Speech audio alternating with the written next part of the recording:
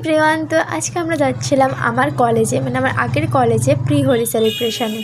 আর এসেই আমরা কিনে নিলাম প্রথমে কালার আর আবির।